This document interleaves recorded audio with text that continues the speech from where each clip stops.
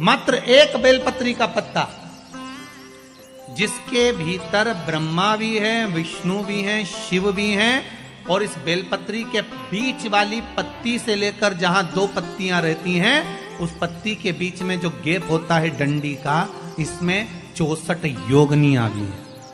64 योगनियां देवियां भी इसके अंतर्गत विराजमान है। और उस डंडी के नीचे जहां दो पत्ती है, इस दो पत्ती के नीचे की जो लंबी डंडी रह जाती है, इसमें 33 कोटि देवताओं का भाग है।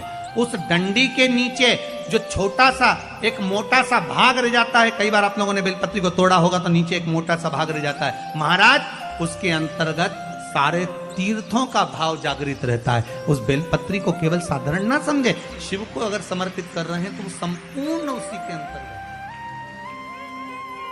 संपूर्ण।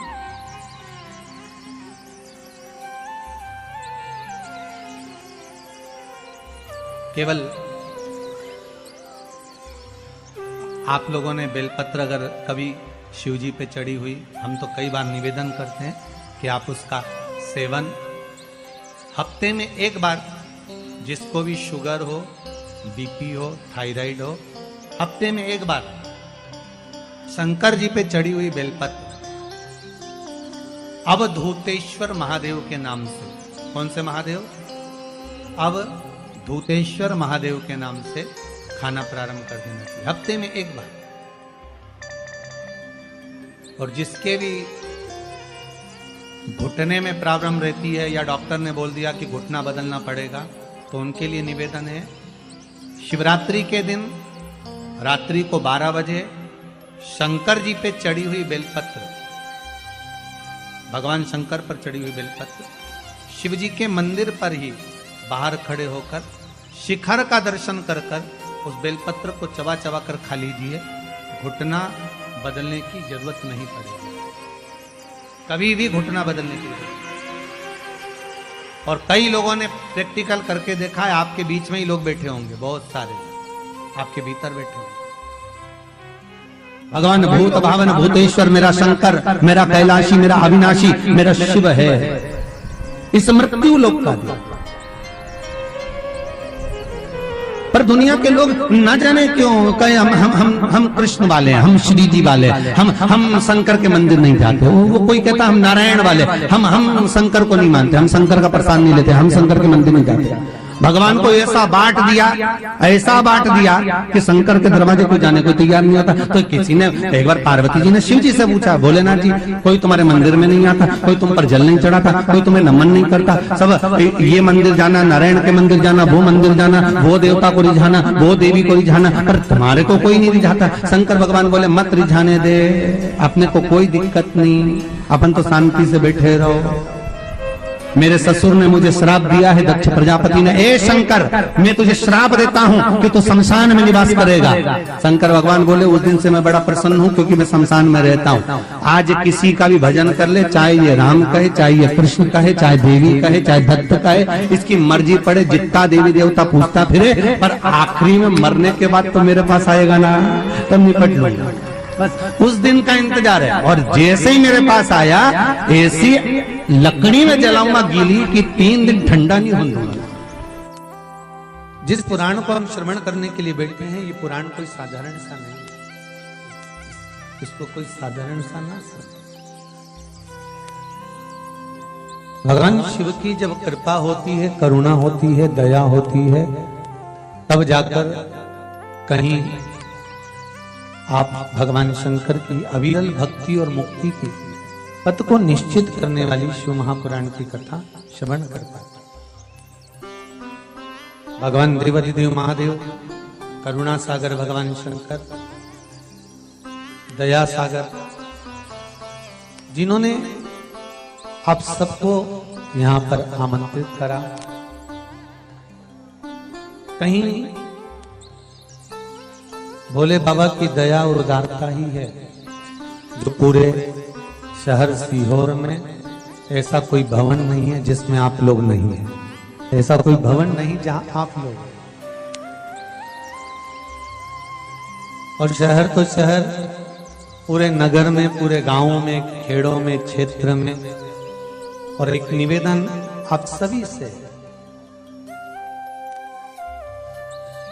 जितनी देर की कथा है आप लोग उसको स्मरण कर कर श्रवण करें और अपने जीवन को सार्थक बनाएं।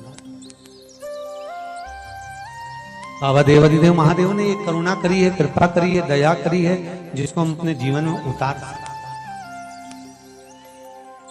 बस आपके आसपास में अगर कोई खड़ा हुआ हो, बोल रहा हो, तो उसके चरण पकड़कर आप उसको कहें कि थोड़ा शांत रहें, जिससे हम भगवान की जिस कारण आए, आप आए किस कारण से, आप किस लिए यहां पहुंचे हो, केवल उसके दो कारण हैं।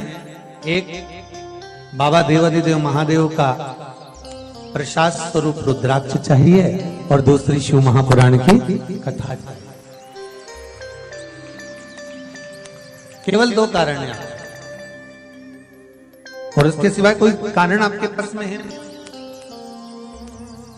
कौन किसके यहाँ आता है जी? किसके बस का है?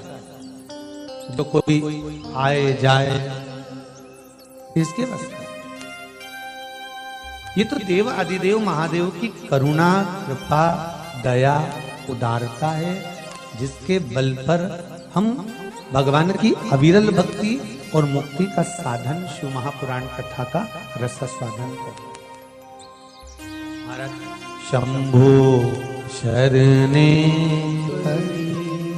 मांगू घड़ी रे घड़ी, दुख काटो दया करी ने दर्शन आपो। शंभो शरण मांगू घड़ी रे घड़ी, दुख काटो दया करी ने दर्शन आपो। बाबा से केवल एक निवेदन, एक प्रार्थना और बाबा से केवल एक विनती, हमारे जीवन की एक सार्थक कि तेरा ही दिया मैंने खाया पिया है, तेरा शुक्रिया है, तेरा शुक्रिया है। मुझे भोले बाबा ने बहुत दे दिया है, तेरा शुक्रिया है, तेरा शुक्रिया है। ये जायदाद दी है, औलाद दी है, मुसीबत में हर वक्त इमदाद दी है, तेरा ही दिया मैंने खाया पिया है, तेरा शुक्रिया है, तेरा शुक्रिया है। उसकी कृपा ना हो तब तक कोई कार्य हो ही नहीं सकता।